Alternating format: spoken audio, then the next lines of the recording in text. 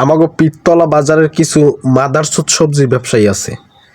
ওরা রমজানের আগে দেওয়ার পানি পাগল হয়ে যায়, কয় নেন নেন রাখমান কমাই রাখবেন।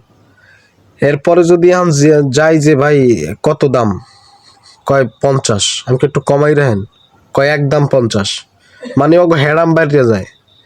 তখন মন্ডায় চায় উঠতে একটা খাড়া লাতি মারি আর কপালটা বাঁচাইয়ে, কারণ ও পাইকারি আনি 20 ঠায়, ও হাইয়ে বেছে 50 ঠায়।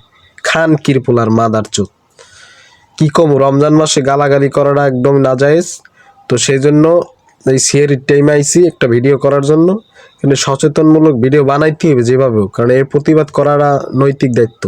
ওরা যে শয়তান, এত শয়তান, আল্লাহ তো শয়তান বানছে, কিন্তু অগমত শয়তান তো বানতে পারে না। তো এগুলো কেমনে প্রতিরোধ করবে? এগুলো প্রতিরোধ করবে সরকার। কি রকমের করবে? যে যারা দাম বাড়াইয়ার পরেও ভুক্ত অধিদপ্তর আইসা জরিমানা করে, কিন্তু ওরা আবার হেরা গেলে আবার যেই সেই আবার ওই আগের মতো শুরু করে দেয়। তো অগ উচিত কি, যে এইটা বাড়ানোর পরেও সে সচেতনতা অবলম্বন করে না, অগ ডাইরেক্ট সিলগালা করে দেওয়া উচিত। অগ ব্যবসা করার কোনো দরকারই নেই, ওদের ব্যবসার থেকে আর বহিষ্কার করা উচিত। এইটা সবচেয়ে বেটার হয়। এগুলো কেউ করে না, তাইলে বাংলাদেশ সোজা হয়ে যায়। আর এক এরকমের সিন্ডিকেট ব্যবসায়ীদের ধরে হাত পা ভাঙ্গে দিয়ে যদি একটা সোশ্যাল মিডিয়ায় দিয়ে দেয় প্রতিবেদন, তাইলে সবগুলো সোজা হয়ে যায়। তো এগুলো সরকার কে করে না ভাই? কিছুই তো বুঝতে পারছি না। হ্যাঁ, লেবুর আলি 120 টাকা, হ্যাঁ উল্টাপাল্টা কি শুরু করছে। খেজুরের দাম আরও বেশি। দিনের বেলায় রোজা রাই দেখা এই সিগারেট টাইমে আইসি, দিনের বেলায় কথা কইতে পারি না এই কারণে, কারণ রোজা হালকা হয়ে যাবে এই জন্য।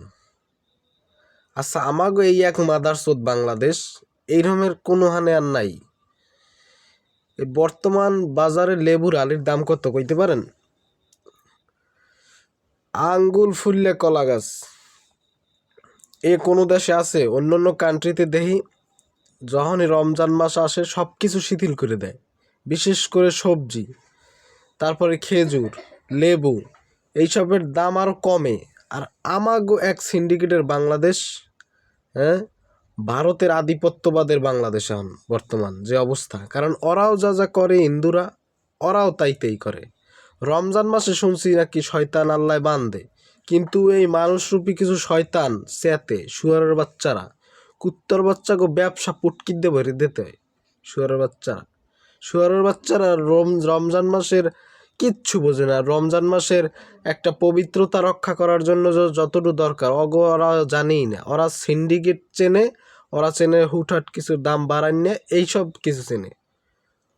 কাজ এত ভুক্ত অধিদপ্তরেরাও কিছু করতে পারে না। যখন আয় তারা এতটুক পর্যন্ত, এরপর আর কোনো, এরপর আবার যে লাই সেই কদু, এরপর আবার দাম বাড়ায়। ধ্যার আইলে একটু এই চোর করে, আবার রেহাগুলো কথা কয়। আজকে আসছিল বাজারে, আমাদের পীরতলা বাজারে আসছিল ভুক্ত অধিদপ্তর, জরিমানা করছে। এরপরে আবার সে দাম বাড়াই আবার আরেকজনের দ্বার বিক্রি করে। তো এগো কাম কি? গরম ডিম ভরিয়ে দেওয়া উচিত 10-12টা। কুলাঙ্গার আর হইলে যে পিতৃ পরিচয়হীন জারদ সন্তান, যারা রমজান মাসের পবিত্রতা রক্ষা করতে জানে না, বেয়াদক্ষ থাকার।